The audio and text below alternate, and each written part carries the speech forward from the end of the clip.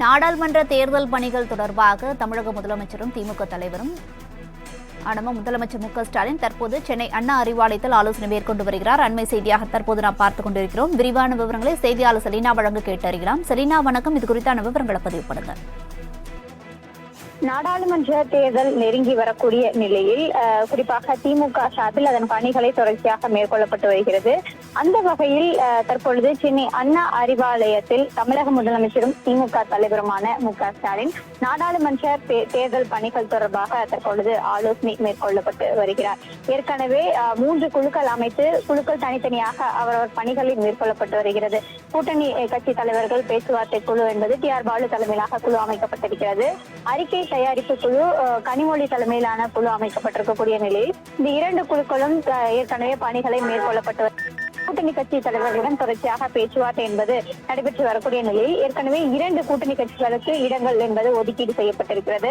மீதம் இருக்கக்கூடிய கூட்டணி கட்சி தலைவர்கள் இன்னும் ஓரிரு நாட்களுக்குள், அதாவது இந்த வாரத்திற்குள்ளாக முழுமையாக தொகுதி பங்கீடு என்பது நிறைவு பெறும் என்று எதிர்பார்க்கப்பட இருக்கக்கூடிய நிலையில் தற்பொழுது அண்ணா அறிவாலயத்தில் முதலமைச்சர் மு.க.ஸ்டாலின் இந்த தேர்தல் பணிகள் எவ்வாறு மேற்கொள்ளப்பட்டு வருகிறது, அதே போல பணிகள் முடிந்த பணிகள் எவ்வாறு செயல்பட்டிருக்கிறார்கள், அடுத்த கட்டமாக தேர்தலுக்கு என்னென்ன மாதிரியான ஏற்பாடுகளை செய்யலாம் என்பது தொடர்பாக ஆலோசனை என்பது மேற்கொள்ளப்பட்டு வருகிறார். அதே போல நாடாளுமன்ற தேர்தலுக்காக ஏற்கனவே வார் ரூம் என்பது அமைக்கப்பட்டிருக்கிறது. இந்த நிலையில் அந்த வார் ரூமின் செயல்பாடுகள் எவ்வாறு நடைபெற்று வருகிறது, தற்போது வரையிலும் எத்தனை புகார்கள் வந்திருக்கிறது, அந்த புகார்களுக்கு அடிப்படையாக அமைக்கப்பட்டிருக்கக்கூடிய பொறுப்பாளர்கள் எவ்வாறு செயல்பட்டிருக்கிறார்கள் என்பது தொடர்பாக முதலமைச்சர் மு.க.ஸ்டாலின் கேட்டறிந்து வந்து கொண்டிருக்கக்கூடிய காட்சிகளையும் பார்த்து வருகிறோம்.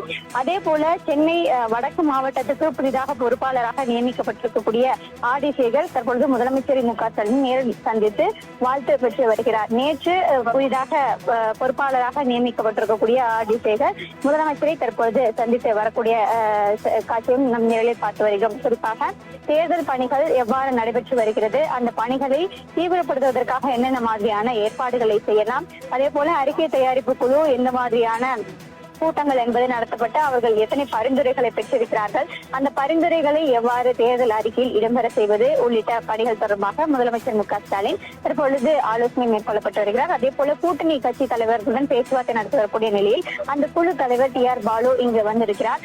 அவரிடமும் தற்போது வரையிலும் என்னென்ன மாதிரியான பேச்சுவார்த்தைகள் நடைபெற்றிருக்கிறது, இந்த பேச்சுவார்த்தை எப்போது முழுமையாக நிறைவு பெறும் என்பது தொடர்பான ஆலோசனையும் தற்பொழுது நடைபெற்று வருகிறது.